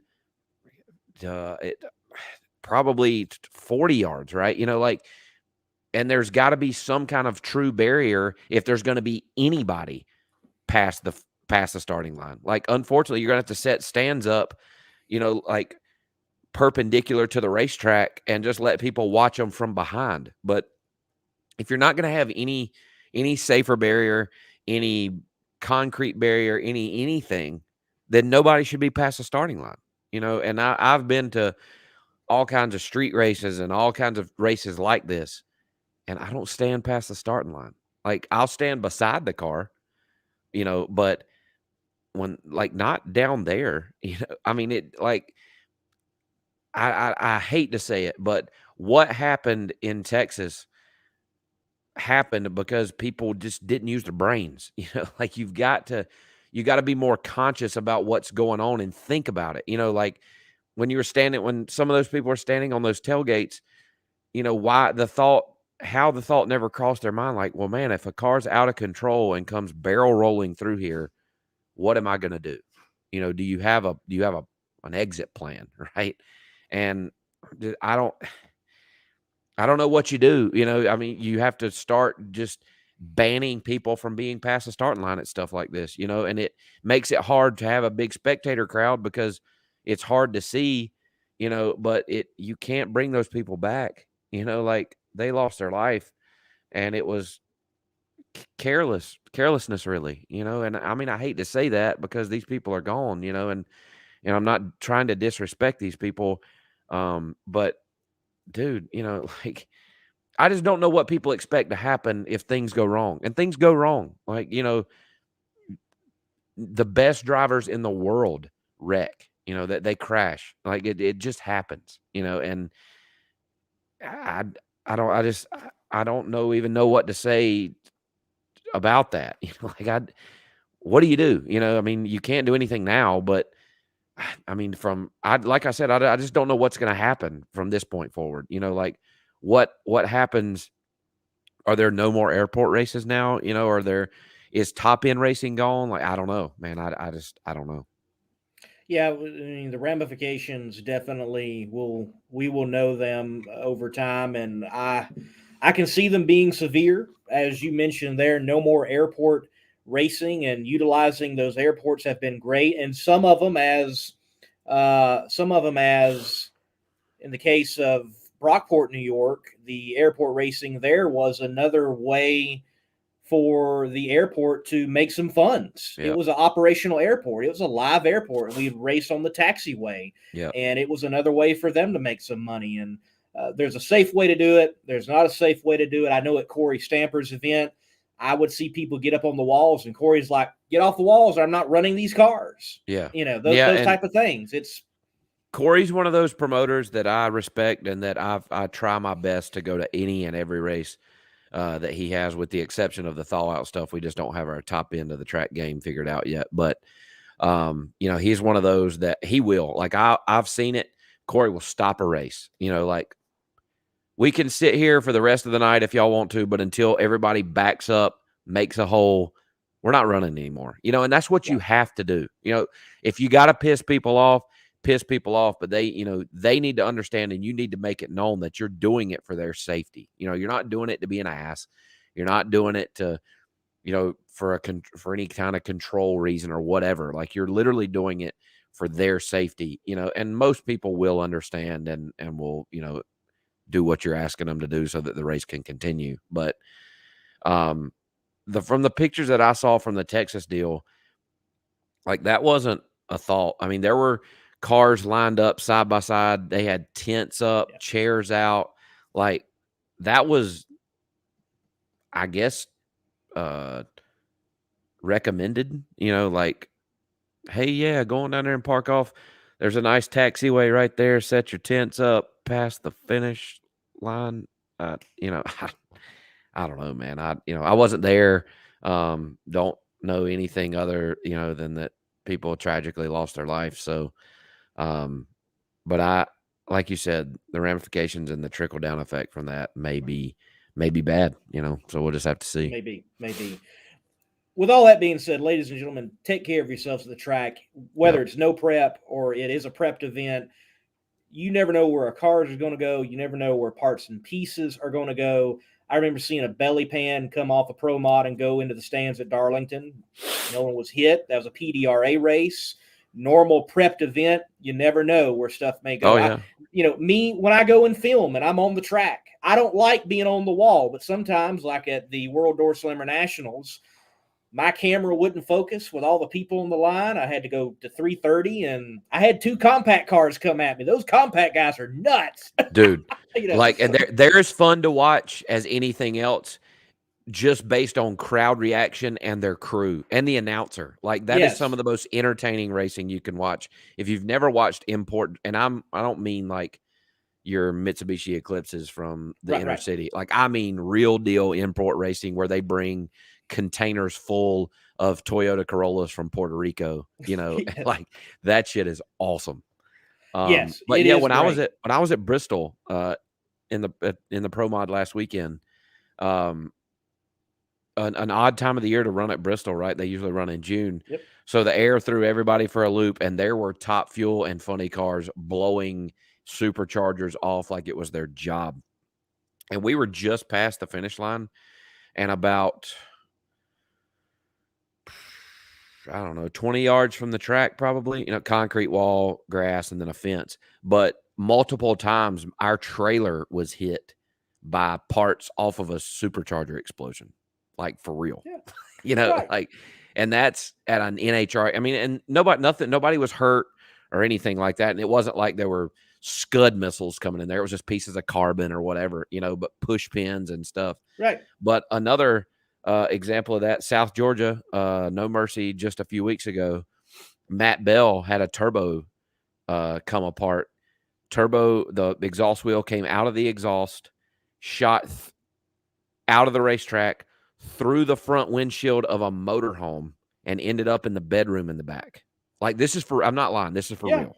That this just happened. So there are all sorts and all kinds of unsafe places to be at a racetrack. And between the racetrack and you, if there's nothing and you are beyond the finish line or even close to the finish line, you're in a bad spot. Just FYI. Leave it Look, at that. when I'm on the starting line, like I have learned in my short time filming with Pro Mod, I'm not going to go too far on the starting line, even though I've got the availability to do it over the wall, Right. because it's Pro Mod. Right. I've already learned they're pretty wild when they get up on the tire. You never Yes. know where they're going to go. So Yep. I'll be a safe distance, let this thing go by me. And honestly, there are some drivers I'm not filming in their lane. I've Right. learned that already. There are some drivers that I would prefer not to pull in the water box beside, so I feel you. You know? There you go. There you Yeah. go. There Yeah. you go. And nobody Well- says, and for you drivers out there, nobody says you have to make a pass beside somebody, by the way. You know, I understand if it's in eliminations or whatever, you kind of got to do what you got to do. But I saw a video that came across Street Race Channel a little bit ago, and I think it was Tim McCamus talking about it.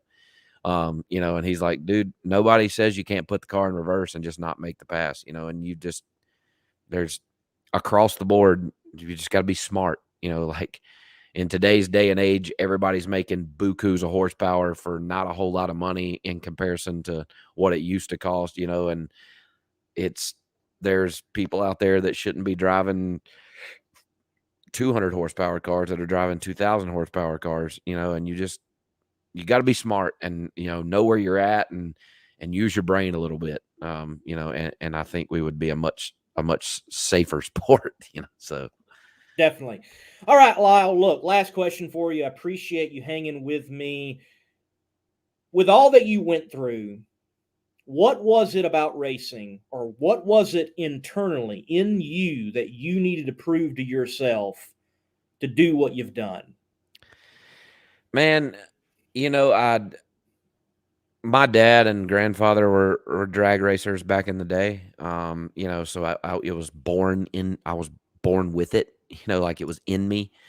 You know, and I've always had a fascination with anything fast.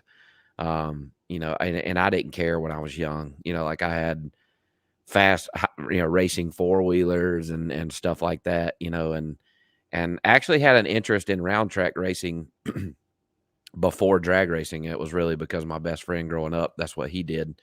And that's what I wanted to go do. And Dad and I decided to drag race, you know, and so I started at a young age. You know, it's kept me out of all sorts of bad stuff. You know, it's kept me out of street racing, kept me out of drugs, you know, like you can't, because you know, you can't afford to do anything else if you are highly invested into the performance aftermarket at all. But you know, after my crash though, you know, it was, man, you think you're going to race again? Man, you think you're going to race again? And I'll be honest, at first I didn't know, you know, like I'm laying in ICU for the second month, you know, and I'm like, dude, I just don't know, you know, but I got home and got back kind of tinkering it around at the shop, what I could do. You know, and I very quickly realized that I at least wanted to try, you know, maybe it wasn't going to work out. Maybe it was going to scare me. Maybe I didn't want anything to do with it, but I at least wanted to go give it another go. And, I went to South Georgia, for Lights Out 7, I think. And my first race back after my crash, which was just like 4 or 5 months later, still all wrapped up, you know, and in most of my compression garments and stuff. And I knew when I smelt the first burnout that I was where I needed to be, you know, and that I was then ready to go make a pass. Now I couldn't, you know, I wasn't medically released to do so, but I made, you know, passes later that year.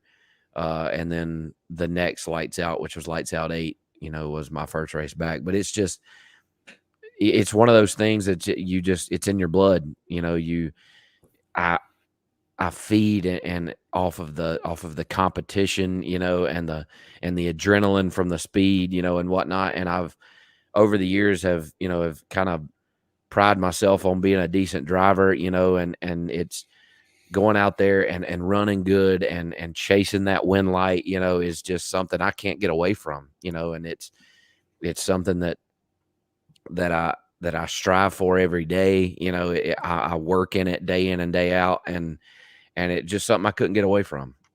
You know, and it was tough to convince the women in my life to be okay with that. You know, my mom, well, obviously was not too keen on that decision. You know, and my girlfriend at the time, who is now my wife, was kind of one of those. I mean, if that's what you're going to do, I guess that's just what I'm going to have to be okay with, and it's brought us closer together.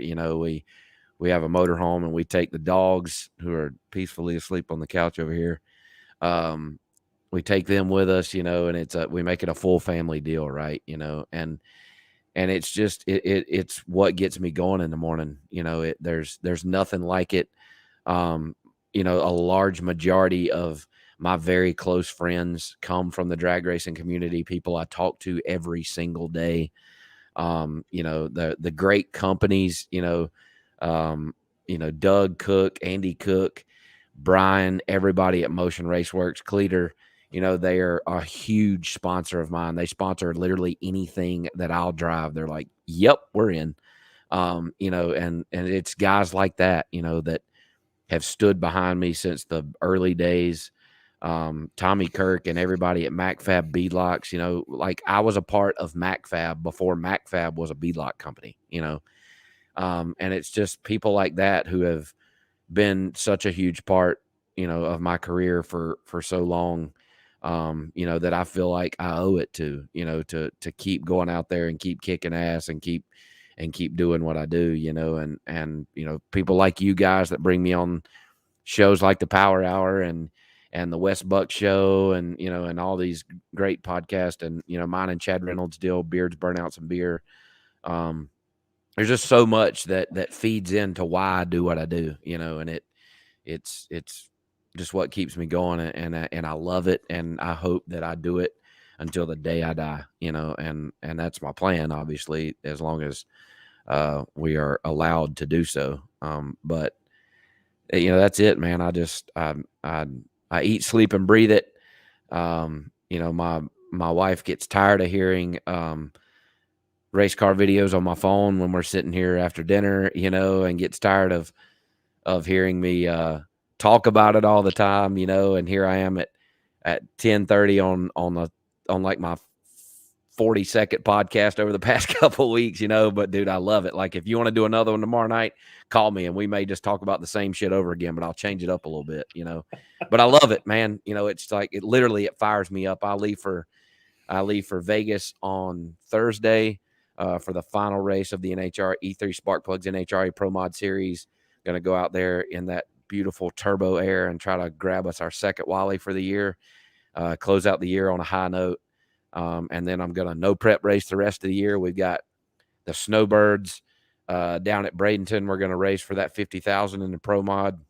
And then the next thing we'll be gearing up for 2022. It's crazy how fast time flies. But Stevie Jackson and I will be at the 2.4 hours of Les Mullets at the Freedom Factory here in a couple weeks. We are teammates driving for Motion Raceworks at Cletus's race. So I've got that coming up, just tons of stuff, and I'm fired up. I'm ready to go. Hate the Pro Mod season's coming to an end, but we're ready to regroup and revamp and come out next year and try to run up front for a championship. So a lot going on over the next couple months, but I wouldn't have it any other way.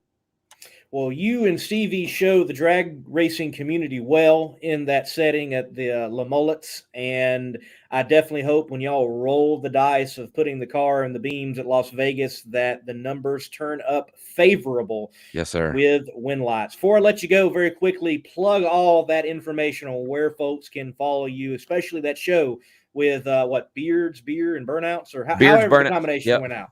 Yep, Triple B, Beards, Burnouts, and Beer. Chad Reynolds and I, we're pretty inconsistent.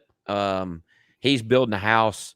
I'm literally either on the road or in the air most weeks.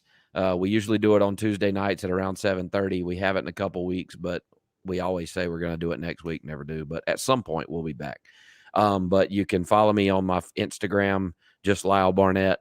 Facebook the same. I don't really use Twitter too much. I do have a TikTok that I don't update but once like every other month. So I have a YouTube channel that I pretty poorly regularly update, but there is some good stuff on there. And my plan is to film like an entire Pro Mod experience while we're at Vegas. We'll see if I actually come through with that. But my YouTube channel is the Boosted Beard Racing channel. You can go follow it there. Got some beer money stuff going on there. Like I said, Instagram Lyle Barnett, Facebook Lyle Barnett, and then Chad Reynolds and I do a Beards, Burnouts, and Beard podcast as well. So all of those, you can follow me there. And now my Instagram and stuff, I do update pretty regularly. So between that and Facebook, you can pretty much keep up with anything I'm doing through there. And I will try to do better on the others. All right. Well, look, sorry. One more last question. My co-host chimed in watching. He wants to know why you like that nasty beer. I do disagree with him, by the way. Yeah. What I would really like to know is what Sam considers good beer. And we'll talk. Is the other guy in the queue yet? He's not. No, I'm out, man. Okay. Well, we'll just close it out with this. Like I considered myself a beer connoisseur, I guess. Like I was a super into crafty beer for a long time until I realized that it was the sole reason that I was gaining weight at such a rapid rate. So, but hopefully Sam will comment back in here and tell me what he thinks good beer is, because I would love to know. Because if it's any one of your typical run-of-the-mill college beers, then we're just going to end the podcast, because I'm not even going to argue with that fool over that. But I am an avid Yuengling Light drinker, not Yuengling Heavy, not Yuengling. The Yuengling Flight, all their beers are good, but Yuengling Light in particular is the best weekend drinking beer ever created. And I will argue, oh, Sam don't drink beer. Then what? How can you even? Then you know what? Your opinion doesn't matter, man. Like, go drink your seltzer water or whatever you drink. Hey, I think Sam's opinion doesn't matter for every show, the whole show, but definitely on this one. Yeah, well, now, like, I value his opinion much less, because he was talking about my beer and then tells me he doesn't drink beer. So, Sam, you're out. But yes, I do, and I am trying so hard to get a Yuengling sponsorship. And we go to Dallas. That's all we were drinking in the pictures. I dump it on the Wally. Like, I'm trying to do everything that I can do. They did give me beer for my wedding, which I thought was really cool over the summer. So thank you to Yuengling for that. But let's look at 2022. I've had really nice renderings done of the car and sent them to them. Like, I've done, I've spent real money. I've spent real money trying to get their attention, and I did get their attention. It just hasn't turned into a sponsorship, but I will not give up. My next idea, and when we're not traveling thousands of miles every other week, is to put the car in an enclosed trailer and my pickup truck and drive to Pottsville, Pennsylvania, and unload the car and do a massive burnout in their parking lot and see if that, and I'll go ahead and get it decaled up so that when they come out, they're like, like Kenny Bernstein did, when he got the Budweiser. There you go. Right. So that's my last resort. But that's pretty much all I drink today is just Yuengling Light. A good old 99 calorie. Makes you feel better when it's under 100 calories, right? If it was 101, I'd be out. But 99 calories, I drink them all day long. I got a beer fridge in the garage right over here, just full to the gills. So if you're ever in the Charlotte area and you're craving a Yuengling, you know where you can get one for free. Nice. There you go. Well, come on by. I'm sorry. He popped in the queue. I know he wants to come on. There's Sam himself. Sam, what do you got to say? Where are you going, Sam? You going to get some Propel? Exactly. Nourish my body. No, I'm actually going to get food with my brother right now because we're hungry. So the food explain yourself for a second. Wasn't that good, but how do you come in here talking about me drinking that nasty beer, but then you don't drink beer? Well, Lyle, I have to give you crap because we talked about it on my podcast about your beer choices. So my beer choices are grade A. I don't know. I should write the book on manly choices of beer. Number 1, Yuengling Light. The very bottom of the list, Bud Light. Terrible. Yes. Awful beer. Yes.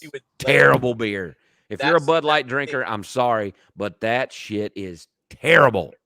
Ugh. So this is the thing. My dad and my uncle used to drink Budweiser and Miller High Life growing up. Oh, the champagne and of beer. I probably shouldn't say this on the air, but I got to always like sip the foam because I thought that was cool. That wrecked beer. And then of course, like I never drank in high school, so would never do anything like that. But that wrecked. Yeah. Yeah. Wow. Yeah. Look, let me tell you. This is how little I value Sam's opinion when it comes to food and beverage. This man would not go back to the buffet line for a second helping of brown sugar cured bacon at the Brazilian steakhouse. Because I was too busy eating the steak. No. Dude, man candy, and then you add a little brown sugar glaze to her. Right. You need to go get your head checked out, son. That's what I'm saying. Lyle. Yeah. Every time I would get up and be like, okay, I want more bacon, the guy would come by with another piece of meat, and he's like, do you want this? Yes, I do. Yeah, but you tell him to set that down while you take your happy ass back over to that buffet and grab another slab of that bacon. Well, I guess what? Looks like Bobby's tab is going up or you're not even going to be there, Lee. So that's one less person. I'm not. Hey, eat for me. But right now, it's Lyle. It's Austin Proc. I think we might as well throw Force in there. I mean, the whole field. We've said the whole field before. Everybody on this show has been invited on the cards of Bobby Bennett. That's right. So Lyle, looks like we're going to the Brazilian steakhouse. I was going to say I got Bobby Bennett on speed dial right here. I'll go ahead and let him know that I'm going to eat really good on the Competition Plus credit card there. So there you go. I'm looking forward to that. I think you should call him live right now. There's no telling what he'd say. You think he's asleep? I have texted him to try to figure out about the second guest. I have got no response. Oh, there we go. Oh my God, you guys. Man, live on the show. He's probably watching. He's like, I am not picking up answering that phone call tonight. Come on, Bobby. Lee, if he doesn't answer, it's your turn. It's my turn.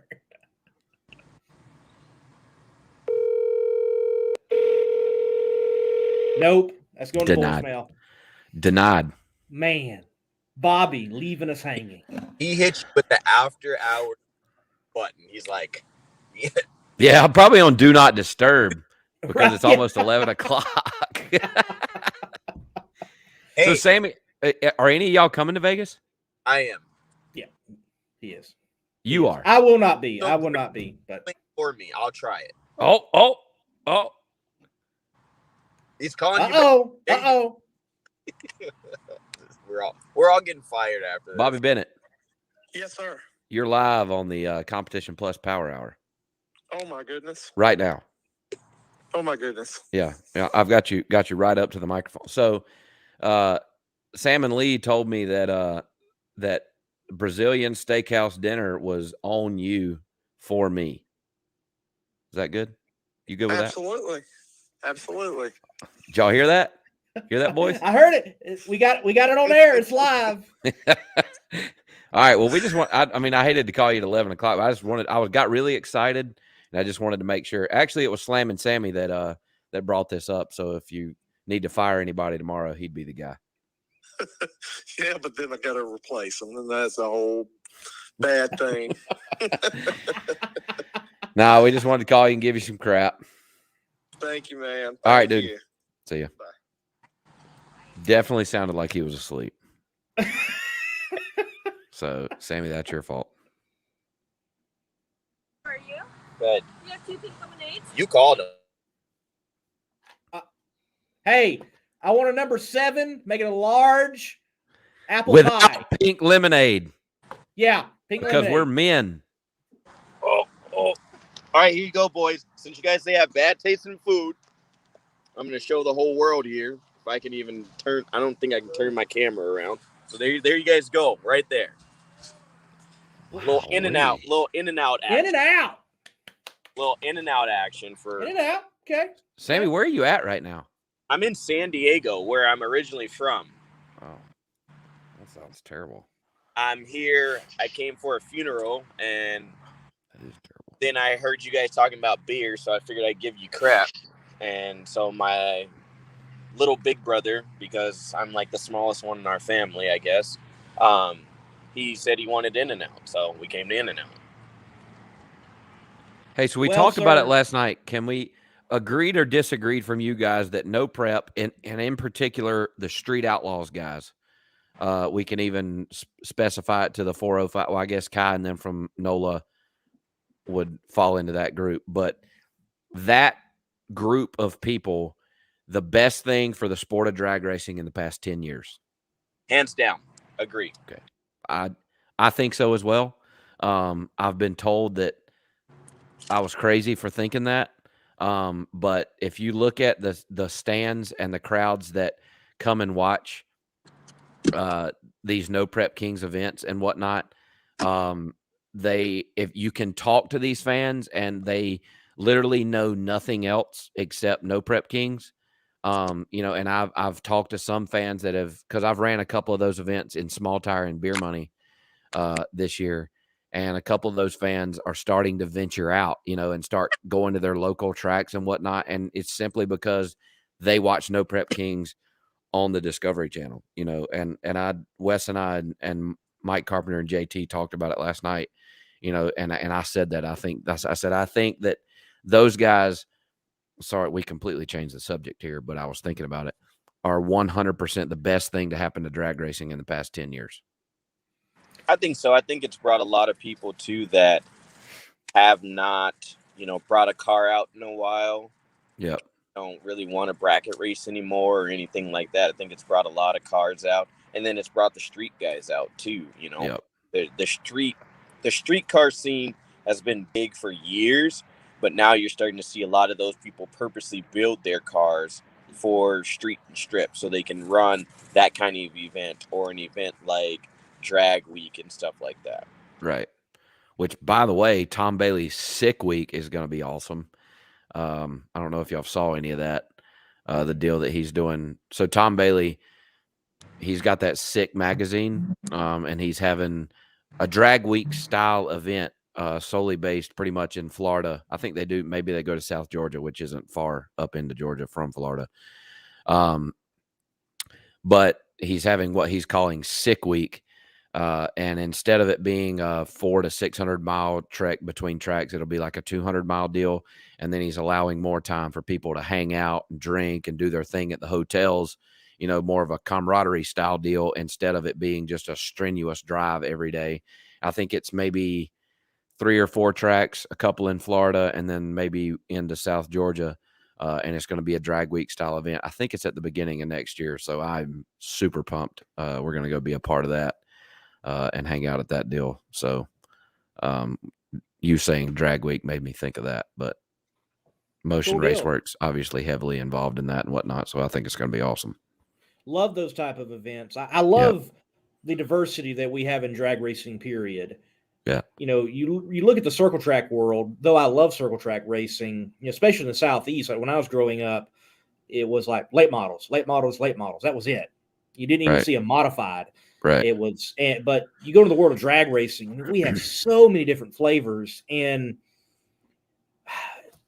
I think if you look at what No Prep Kings has done concerning drawing people to a product, you also look at what Netflix produced for F1 this past weekend and its tie-ins with the fans that they had at COTA.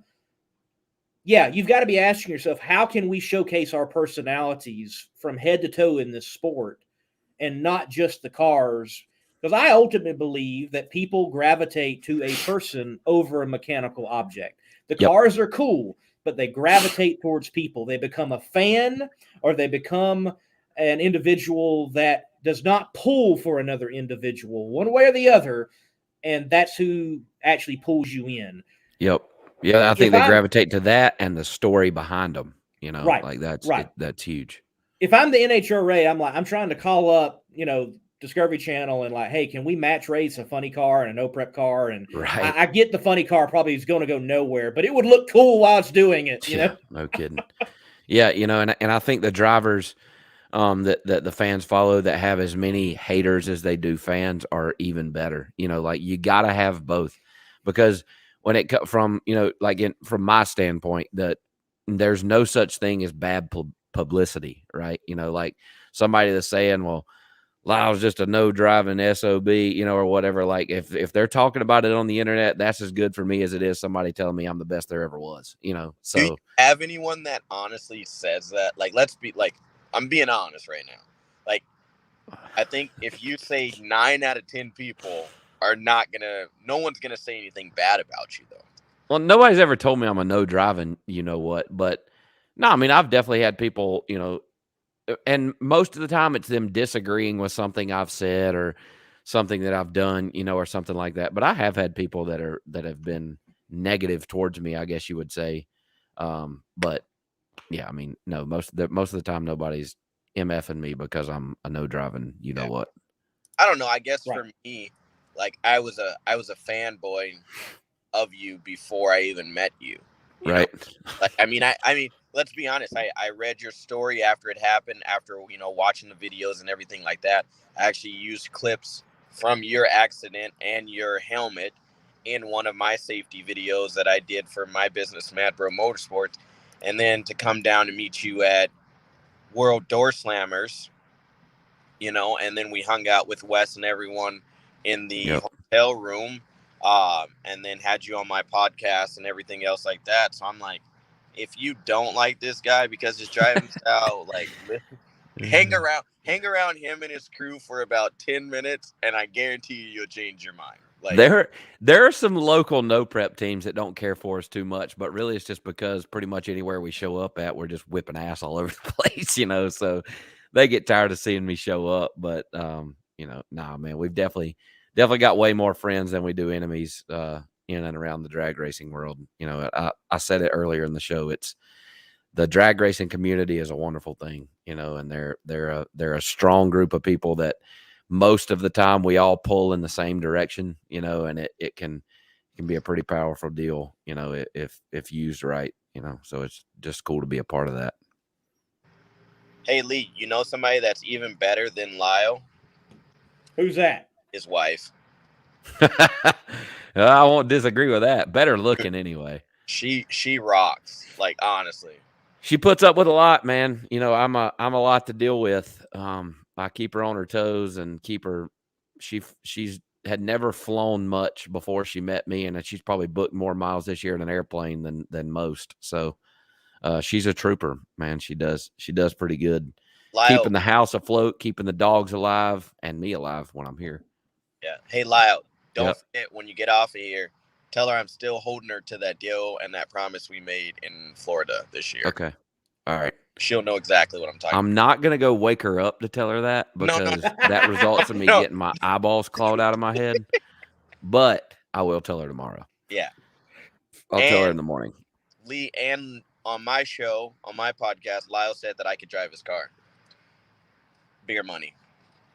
I did say that. Yep. I drank probably 4 or 10 too many Yingling Lights that night, but shit happens. Hey. Oh, man. Hey, drunk words are the best words? Well, yeah, maybe. Sometimes. Maybe. They get you maybe not ever, sometimes no. Yes.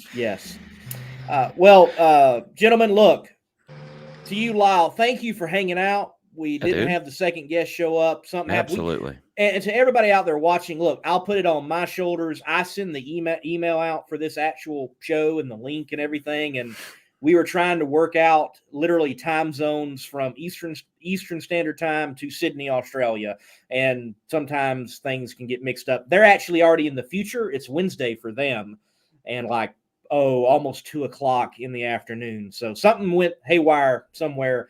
But maybe we'll have John on later because I think some fascinating things are happening in drag racing in Australia that we definitely all need to learn from, because you never know what type of precedent may be set even for the future over here. Lyle, thank you for hanging out, man. Absolutely, dude. Hope Las Vegas goes well. Thank you, man. If we win it, I expect to be on next week. Come on. I'm going to say this. Sam, take a drink. You muted yourself or something. He's calling me. Do what? Someone's calling me. Oh, we can hear you now. Okay, well, Yeah. here, I'll take a drink of What- my lemonade from. We didn't hear anything you said though. If you make it, I'm gonna go this far. If you go to the semifinals this weekend, I will drink a Yingling beer. Oh, you best believe I'm holding you to that. If it's offered out there, I don't even know if you can buy Yingling in Nevada. Well, bring some. Put it in your trailer. It's already gone. The rig is already headed. Actually, I think there may be some In the trailer. in the trailer. There could be, but no. The rig had to leave this morning, I think, because it's for one driver. It's like a 3-day haul out there, so it is already en route. Well, I'll still take. If you make it to the semis, I'll drink 1. If you go to the finals, I'll drink 2. If and we if win, you win the damn thing, I'll drink 3. now you got to up it if I win. Oh. Now you got to. If I win, you're drinking a 6-pack. Deal. Yeah, There you go. Deal. and I'm counting. He's Oh yeah, I'm gonna stand there. You ain't got to drink them all at once, but I'm gonna carry them around in a little knapsack on my back. And when Sam's done with number 1, I'm gonna hand you number 2, and we're not leaving until you drink all 6. So eat your Wheaties that morning, MFer, because I'm holding you to it. We might be living in Vegas for a while then. That's fine. I'm staying till Wednesday. I'm not leaving until Wednesday anyway. So of next week. All right. Well, that's a deal. You guys heard it here on Competition Plus. The Lee, Power Hour. This is recorded. It's recorded. Okay, it's recorded. good. It's on TubeU, so you can watch it back. Because on Right. Sunday afternoon, after I've drank my 10th or whatever, I'm gonna play this. I'm gonna hook it up to the Bluetooth in the trailer, and I'm gonna play it wide open where Sam says, "I'll drink 6." Do it. And that means you've won. So that would be a good weekend for all of us all around. Gentlemen, look, thank you. Absolutely, Good night man. to all of you that are watching. This has been the Competition Plus Power